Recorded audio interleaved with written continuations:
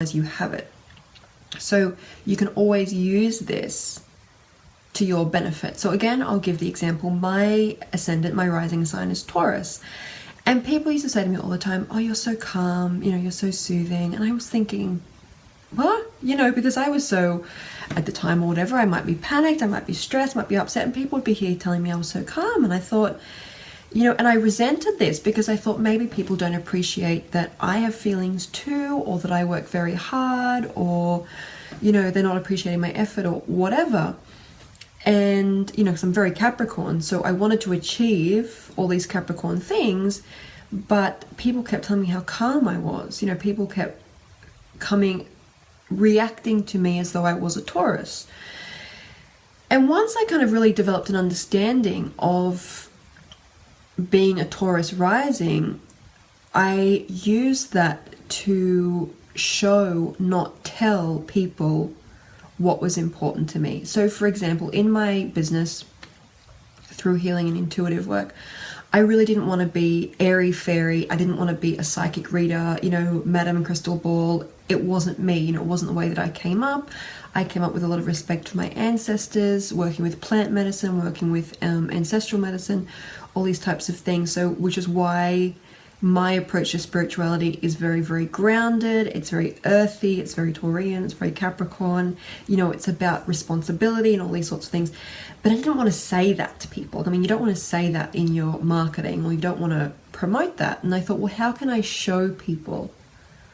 So I used the elements of Taurus rising that people were already responding to, which is the fact that people did find me calm, they did find me soothing, they did find me relaxing. I made a point of my website or my marketing reflecting the fact that I was grounded, reflecting my love of nature, reflecting my culture.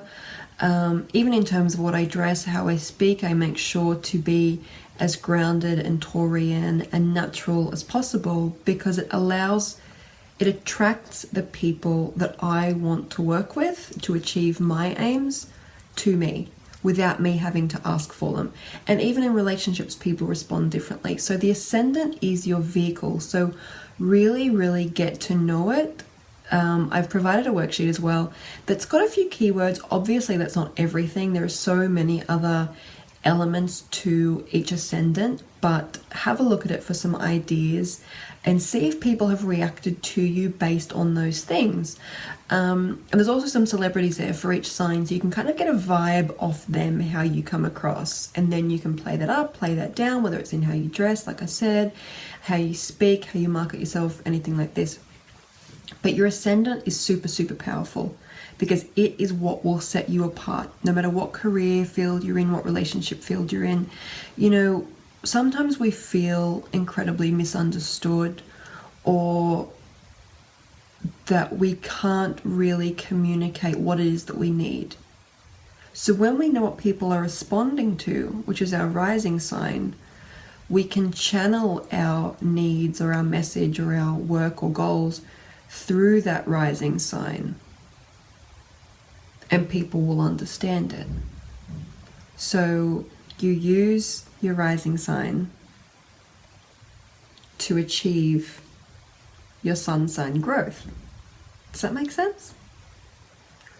So that's your ascendant, that's your rising sign. Something interesting as well is, see your ascendant, your rising sign, people whose sun sign is the same as your ascendant sign will often be either challenged or really attracted to you, because so if you're a Taurus rising like me, Taurian people tend to react to me. They either like me right away or they just can't stand me. And the idea of this is that people who share a sun sign with your ascendant sign, you just come across naturally what they're growing to be through their whole lifetime.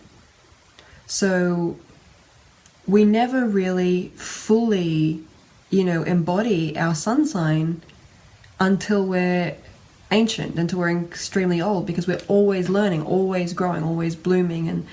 And so if you just come across like a Taurus, someone whose life purpose is to grow into Taurian energy over, 80 years, is going to be triggered when they see someone with a Taurus rising, because that person just seems to naturally have what this person is putting so much effort into growing. So be really aware of when you meet people that share the same sun sign as your ascendant, and watch how they unconsciously, of course, react to you. So it's not that they don't like you, but there's something that triggers them because you just seem to have what it is that they're growing towards.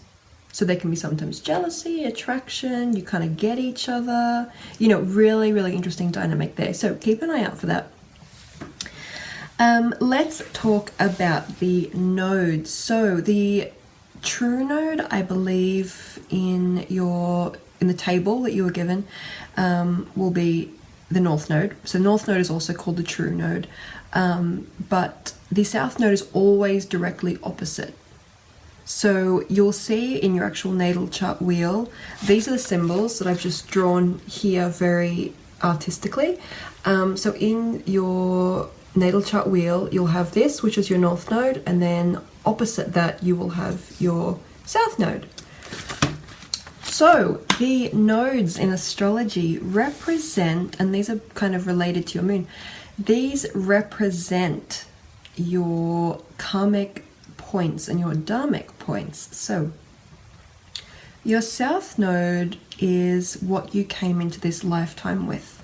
So this will often show up in your early life, in your early relationships, because the only experience we have, you know, in the, say, first 30 years of our lives is what we've brought with us from our previous lifetimes, which is why we tend to have a lot of karmic relationships in our late 20s, early 30s. It's our karma that we've brought through. So these can be experiences in utero when our mums were pregnant with us. They can be past life experiences. They can be early childhood experiences. So the lesson of the south node is, like I said, it's our karma, it's our karmic point. So it's incredibly, incredibly powerful.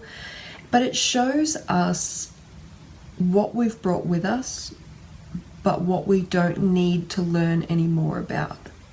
It's like there will come a point normally in your first 35 years around your south node where you have to let some part of it go.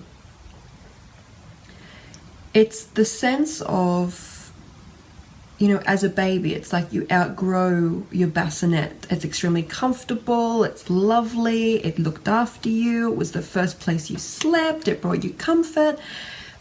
But if you want to grow, you have to get into a big girl bed. So the north node is the big girl bed. This is where we are aiming to be. So the south node is what's comfortable, but what will limit us at some point. So there will come a point where, especially if you're having a transit that impacts your south node, where you have to leave some part of it behind, where there's nothing else to learn from a dynamic. So a lot of repeated situations or repeated patterns in our early lives come from the south node. And if you've ever had past life memories, I know a lot of intuitive people have past life memories and also karmic relationships. These are all deeply connected to the south node as well. So take really good note of the house and the sign for that dynamic. So it can tell you a lot about your past lives. So the north node is directly opposite that. And the north node is what we call the North Star of your natal chart. This is your, and I don't use this word very often, this is your fate, this is your destiny, this is what you are meant to have unequivocally in this lifetime. So it's not even something you need to grow and you need to work towards it, but it's a gift. It's the pinnacle of your life in so many ways. So the north node is what you will have by growing through your sun sign. So the north node is, and there's not a time limit, you can achieve north node aims at any age, but it is what, you know, the phrase, what is meant for you won't pass you, that is the north node. So there's no